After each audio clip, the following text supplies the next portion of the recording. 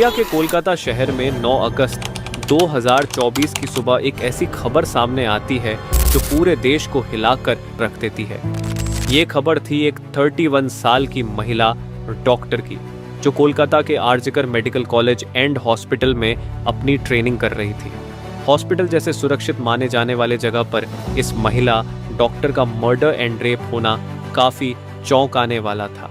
इस घटना का खुलासा तब हुआ जब डॉक्टर के डेथ बॉडी का पोस्टमार्टम किया गया। इस रिपोर्ट ने लोगों की रूह तक को हिला दिया, क्योंकि यह मामला सिर्फ एक मर्डर का नहीं था, बल्कि इससे कहीं ज्यादा खौफनाक केस था। पोस्टमार्टम रिपोर्ट में खुलासा हुआ कि उस डॉक्टर की हत्या गला घोंटकर की गई थी, इतनी ताकत से कि उनका थायराइड कार्टिलेज तक टूट गया था। इस हत्या के पहले डॉक्टर ने अपनी जान बचाने के लिए कोशिश किया था। इसका सबूत उनके शरीर पर मिले कई निशानों से मिला। सबसे डरावना सच तब सामने आया जब डॉक्टर के प्राइवेट पार्ट्स पर घावों के निशान पाए गए। इससे साफ हुआ कि यह सिर्फ मर्डर का मामला नहीं था, बल्कि ये रेप के बाद किया गया एक खौफनाक हत्याकांड था। हॉस्पिटल के परिसर में इतनी बड़ी घटना हो जाती है और किसी को कान खबर तक नहीं होती। क्या उस रात कुछ ऐसा हुआ था जिसे जानकर आप गुस्से से बौखला जाओगे? क्या वहां कोई और था जिसने इस क्रूर घटना को अंजाम दिया? और अगर था तो आखिर कौन था? इन्हीं सवालों के जवाब खोजते हुए हम आज की इस वीडियो में आपको बताएंगे कि आखिर क्या हुआ था उस रात इस मेडिकल कॉलेज के शांत माने जाने वाले परिसर में। जब आपको सच का सामना होगा तो यकीन मानिए आपके भी रोंगटे खड़े हो जाएंगे। Guys, before starting this video let me tell you कि मैं यहाँ पर उन फीमेल डॉक्टर को श्रुति नाम से रेफर करने वाला हूँ, एंड ये उनका रियल नेम नहीं है। सो कंफ्यूज मत होना। श्रुति एक जूनियर डॉक्टर जो कि कोलकाता के आरजिकर मेडिकल कॉलेज एंड हॉस्पिटल से अपनी डॉक्टर की ट्रेनिंग ले रही थी 8 अगस्त 2024 को। और दिन की तरह श्रुति अपनी नाइट शिफ्ट पर होती है और वह अपनी जॉब कर रही होती है। तभी रात के 11 बजे उन्हें अपनी मदर का फोन आता है, जैसे कि हर दिन आता था, क्योंकि पेरेंट्स को तो अपने बच्चों की चिंता हमेशा होती है। श्रुति की मदर उनसे पूछती है कि क्या तुमने खाना खा लिया और तबीयत वगैरह तो ठीक है तुम्हारी?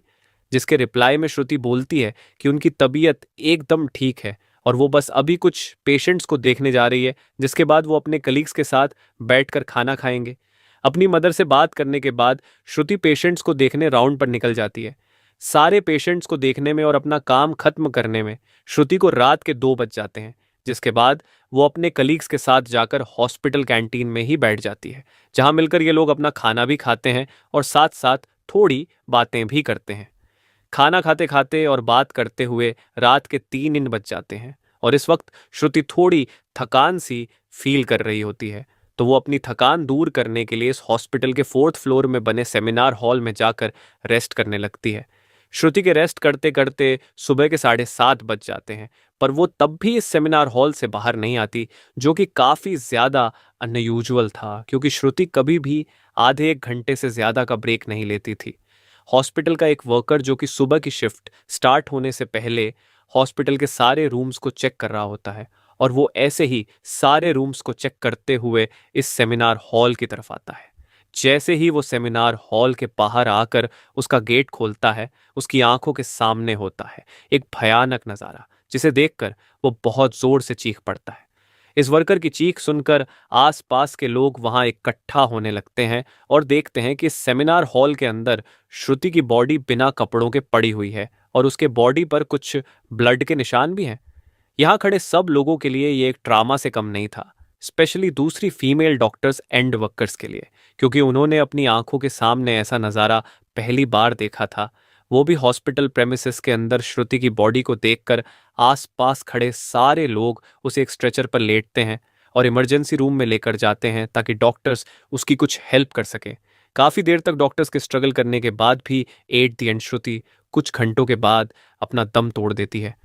हॉस्पिटल में कुछ लोग थे जो कि इस मर्डर एंड रेप केस को एक नॉर्मल केस जैसा दिखाने की कोशिश कर रहे थे, जस्ट बिकॉज कि वो इस हॉस्पिटल का नाम बचा सके। बट जब पोस्टमार्टम रिपोर्ट्स आती हैं तो सब दूध का दूध और पानी का पानी हो जाता है। इन रिपोर्ट से साफ साफ पता चल जाता है कि श्रुति के साथ किसी ने ज़बरदस्ती गलत हरकत करने की कोशिश करी, और जब वो इस इंसान से अपने आप को बचाने लगी तो उसने उसका गला घूंट दिया। इवन उसे बहुत बुरी तरीके से मारा भी और फिर उसका रेप भी किया। ये सारे प्रूफ मिलने के बाद ये केस पुलिस को हैंड ओवर कर दिया जाता है एंड पुलिस वाले इस क्रिमिनल को पकड़ने के लिए लग जाते हैं। सबसे पहले पुलिस उस क्राइम सीन पर ही छानबीन करती है जहां ये सब हुआ था। किस्मत से पुलिस वालों को वहां पर श्रुति के कुछ नेल्स एंड ब्लड सैंपल्स मिलते हैं और साथ ही एक ब्लूटूथ नेक बैंड। ये केस शायद और भी जल्दी सॉल्व हो जाता अगर उस फ्लोर पर सीसीटीवी कैमरा होते तो, बट बदकिस्मती से इस सेमिनार रूम के अंदर या इसके आसपास कोई सीसीटीवी कैमरा नहीं थे। लेकिन जिस रास्ते से इस फ्लोर पर एंटर करा जाता था वहां पर कुछ सीसीटीवी कैमरा थे। पुलिस वाले इन सीसीटीवी कैमरा में सुबह के 3 बजे से 8 बजे के बीच की रिकॉर्डिंग चेक करते हैं कि इतने टाइम के बीच कितने लोग इस फ्लोर पर आए और गए थे। इन सीसीटीवी फुटेजेस को चेक करने के बाद ये पता चलता है कि टोटल 6 लोग इस फ्लोर पर आए और गए थे। ये पता लगने के बाद पुलिस वाले एक एक करके इन 6 लोगों को पूछताछ के लिए बुलाते हैं कि वो लोग वहां पर उस टाइम क्या कर रहे थे। और इन लोगों को इस बीच यहाँ कुछ भी अजीब दिखा कि नहीं, इन लोगों से पूछताछ के दौरान पुलिस वाले उनके फ़ोन का ब्लूटूथ भी ऑन करके चेक करते हैं कि जो ब्लूटूथ हेडसेट उन्हें मिला था वो इनमें से किसका था।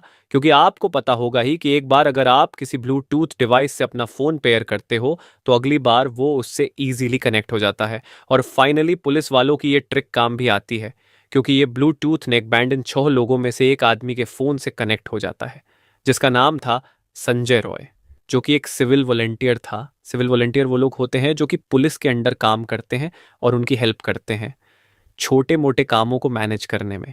लाइक आपने बहुत सारे फेस्टिवल्स अनऑथराइज्ड पार्किंग या भीड़ भाड़ वाले एरिया में देखा होगा कि कुछ ब्लू कलर की यूनिफॉर्म्स पहनकर ऑफिसर्स खड़े रहते हैं जिनका काम होता है कि विदाउट एनी रीज़न कहीं पर भी ज़्यादा क्राउड इकट्ठा ना हो।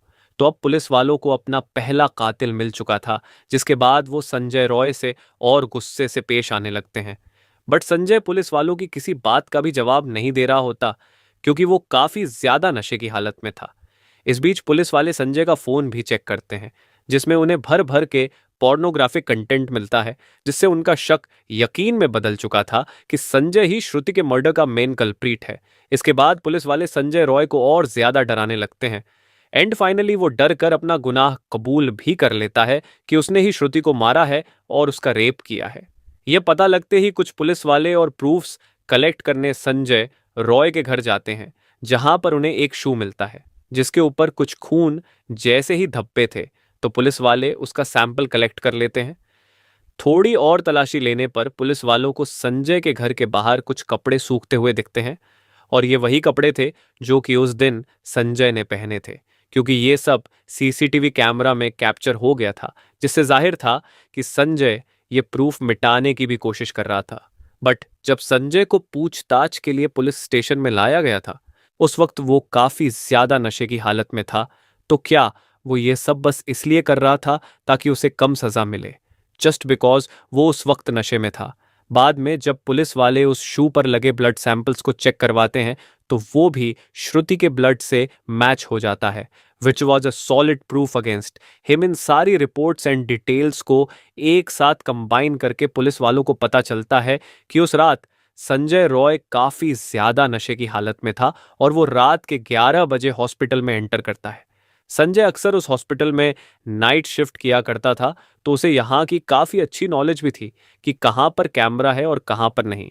तो वो आराम से इस हॉस्पिटल के 4th फ्लोर पर जाकर बैठ जाता है क्योंकि वो नहीं चाहता था कि कोई उसे ज़्यादा नशे की हालत में देखे, वरना वो अपनी जॉब से हाथ धो सकता था। 4th फ्लोर पर आते ही वो अपना आराम से सो जाता है। जब उसकी आंख खुलती है तब तक सुबह के 3 बज चुके थे। तभी संजय की नज़र श्रुति पर पड़ती है जो कि रेस्ट करने सेमिनार हॉल में जा रही थी। श्रुति को अकेला देखकर संजय के इरादे बिगड़ने लगते हैं। वो पहले काफी देर तक इस फ्लोर के चक्कर लगाने लगता है ये कंफर्म करने के लिए कि कोई यहाँ पर ज्यादा आ तो नहीं रहा। जब उसे लगता है कि हाँ उसका रास्ता साफ है तो वो 4 बजे सेमिनार हॉल के अंदर एंटर करता है और फिर वहां से 4:45 पर बाहर आता है। इन 45 मिनट्स तक श्रुति के साथ इस आदमी ने क्या क्या किया होगा और वो कितने पेन से गुजरी होगी ये सोचकर ही किसी का भी दिल सहम जाएगा। स्पेशली श्रुति के पेरेंट्स जिन्होंने इतनी उम्मीद से और सेक्रीफाइसेस करके अपनी बच्ची को डॉक्टर बनने भेजा था एंड श्रुति अपने पेरेंट्स की अकेली बेटी थी तो उनके लिए तो ये किसी सदमे से कम नहीं होगा। एंड गाइस, ये केस अभी भी क्लोज नहीं हुआ है और 23 अगस्त तक संजय राय को कस्टडी में रखा जाएगा। इस कातिल इंसान के साथ क्या होना चाहिए